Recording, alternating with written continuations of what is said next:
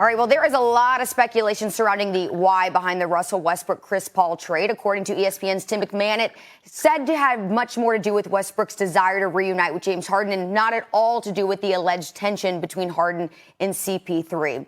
All right, we now bring in Kendrick Perkins for this. What up, Perk? Discussion. Hey, how y'all doing? What's up, Kendrick? Hey, man, we glad you put a jacket on today. Yeah, keep killing them, Perk. Yeah, I tried to go with the other look the last time. It wasn't me. Yeah. So I took notes. All right, Perk, why didn't it work out with CP3 and Harden in Houston?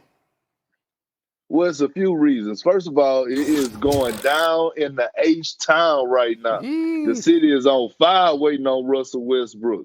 But I think it's starting to show.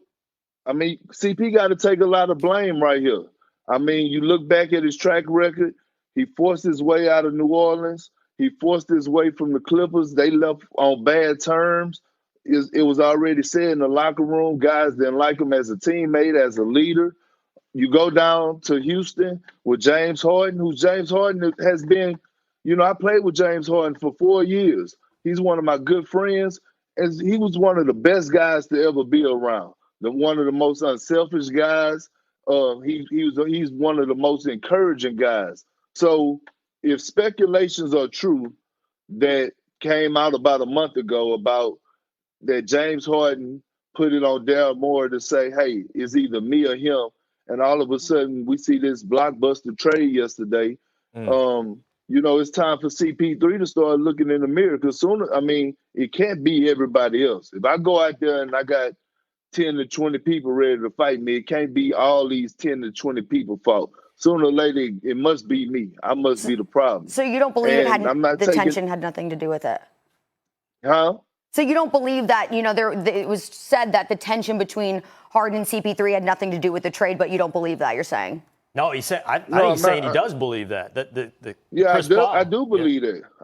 Exactly. That's what I'm saying. Yeah. Yes. For the simple fact that if you just look at it, how they ended, and how they went at each other. It was bad blood. And one thing about it is that CP is a Hall of Famer. I'm not taking nothing from Chris Paul. He's a Hall of Famer. But when you're getting in a heated battle with the franchise of the team, you're talking about Mr. Houston himself and James Harden.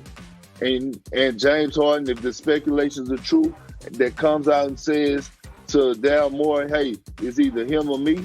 And Daryl Morey pull off this trade right here after they just signed CP3. So they acquired from him. They Kendrick, gave up a major. Let me ask you this, man. You've been in the league a long time, right? And you played with James Harden. And you've been a guy who's been on TV. You've been telling us exactly the way it is. And I really appreciate that about you. And for that matter, Ryan, you played with Chris Paul. So I have to put it to both of you guys specifically.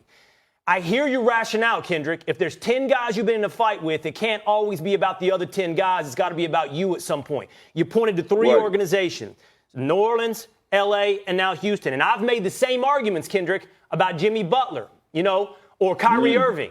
If it's once, twice, sooner or later it's you, right? So, absolutely. But I need to ask you specifically, both of you for that matter, what is it about Chris Paul? What are you saying the league is saying about Chris Paul and his personality? So I played with Chris, and here's the reality, and I do agree with everything that you said, Perk. He starts to weigh on you because Chris is such a basketball intellect. Whenever there's a play that happens on the floor, Chris is never wrong. Then the question there is accountability.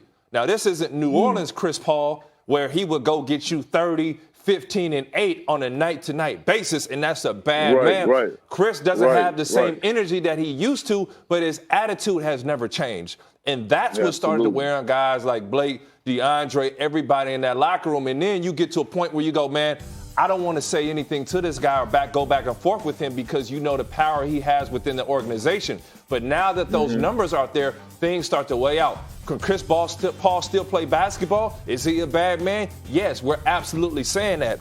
Now, Perk, weighing on James Harden, because a lot of people, I want you to dig in onto this, and you talked about it. They say he's a ball hog, he's selfish, he's statistically driven. How true is that? That's not true at all. Listen.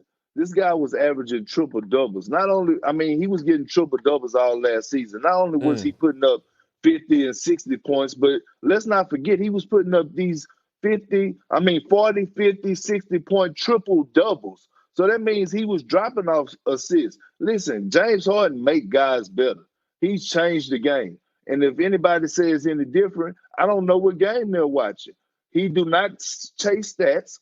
He just plays the game the right way. He has changed the game of basketball just like so many others in so many different aspects of the game that we cannot sit up here and say that James Harden played for stats or he's not the right leader or whatever the case may be, because I've watched James grow, and he's grown to a great leader.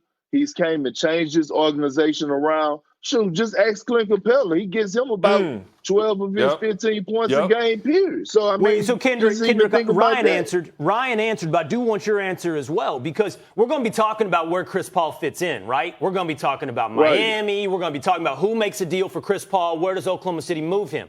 But anybody that's wanting or considering making a move for Chris Paul, they're going to want to know the answers to the questions I'm asking too. Absolutely. And I heard Ryan's answer. I want to hear yours as well. What is the issue with playing with Chris Paul?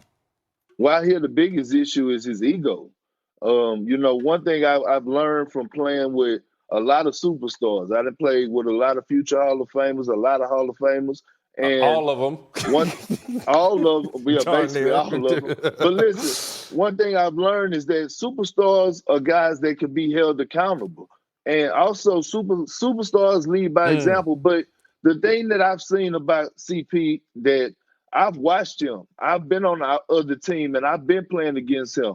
I've heard him more get on guys more so than encourage guys. When you're a leader, you got to have that fine line. When to approach this guy, how to talk to this guy, because everybody is different. And if you're a leader, you're supposed to know that. You're supposed to know, hey, when I was on OKC, I used to know I could address KD this way.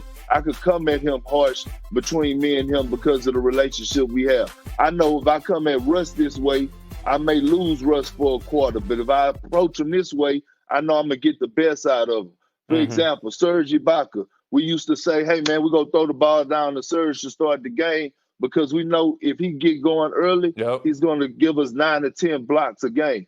And he was doing that at one point in time. And I think, I always preach this.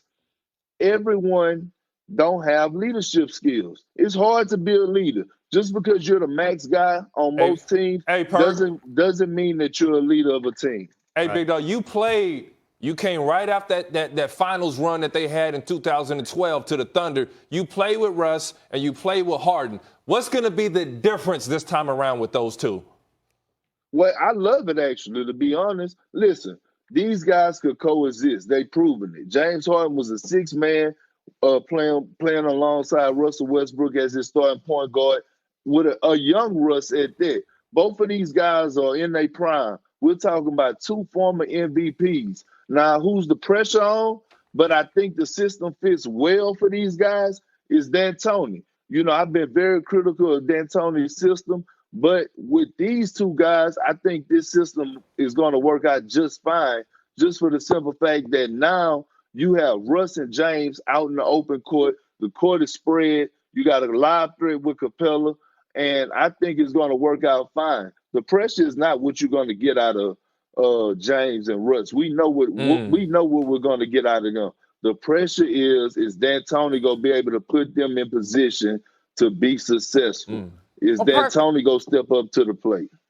Thank you so much for your insight. As far as chemistry is concerned, it looks like Houston made the right decision as Chris Paul averaged 8 more points and 5 more assists per 36 minutes when James Harden was off the court.